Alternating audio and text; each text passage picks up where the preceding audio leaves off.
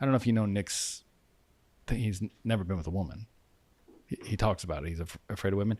He's probably infertile. He probably can't even get aroused. He went on a date with a furry once.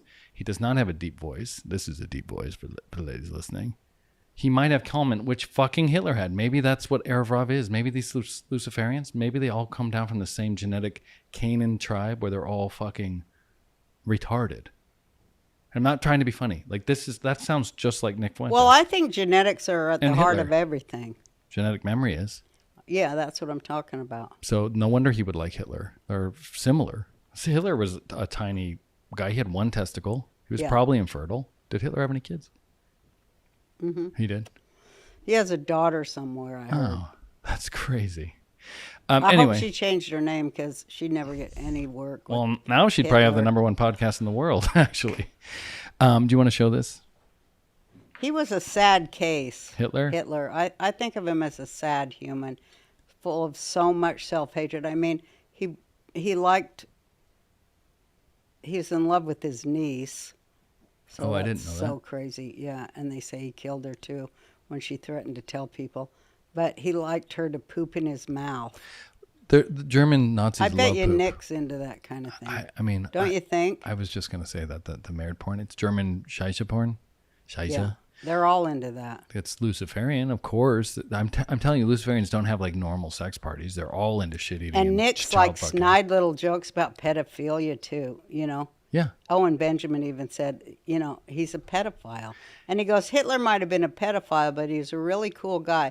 That sentence tells you everything. They're constantly moving the... Pedophiles hate Jews because Jews like, you know, that's... You're talking about the good Jews, because a lot of bad Jews are pedophiles. I'm talking about Jews that study Torah. Yeah. Because they don't like that it says no there. Uh-huh. And they don't like that the God would say that. Right.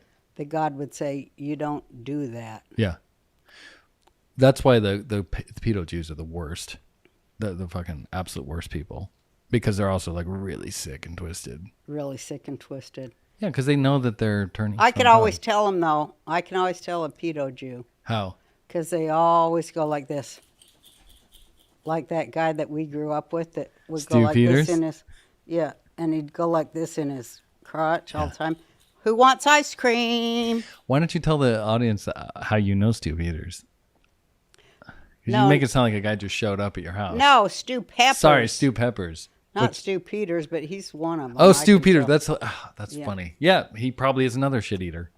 Kallman syndrome. But anyway, Stu Peppers. No, it's the chronic masturbators. Yeah. They're always touching themselves like this. And they pretend that they're going like this, rubbing their hands together, but it's always down here. Well, let's get going, kids. It's a good move.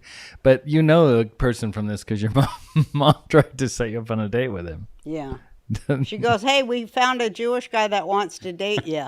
And my first question, which I asked my Gentile friends, is this something you had in your family? Of course they say no, unless they're royal. But I go, my first question to my mom is, are we related? And you were. And she took too long to answer, so I knew we were. And she goes, yeah, it's Stu Peppers. And so, you know, I tried my best to find out who he was, and I've seen it. He was about 300 pounds with eyes that wiggled like this. And anyway, I think I'll marry a Gentile. I think we need to get some new blood in this line here. Yeah, you still haven't been with a Jewish man, have you? Well, I was, but you know. Well, who? A couple of them, but you know. But not serious. Well, it was serious till, you know, I was just sick of, you know. The whining and money grubbing? Basically the whining mommy shit, you know. I never was able to connect with the right male. You know, that's always been my problem. I've never found the right man who's does what I want him to do or what I want a man to do. Like, you know, not rule, but, you know, be the man of the house thing. You know, they were just too easy to beat down. Well, you're the man of the house. So well, you can't. I always was kind of the man of the house, but not really.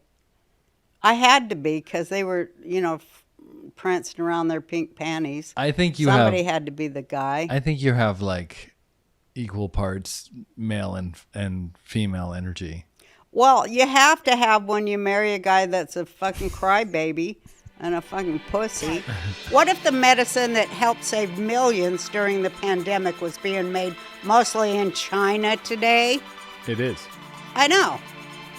It's true. About 58% of the world's ivermectin supply comes from China and 75% from Asia overall.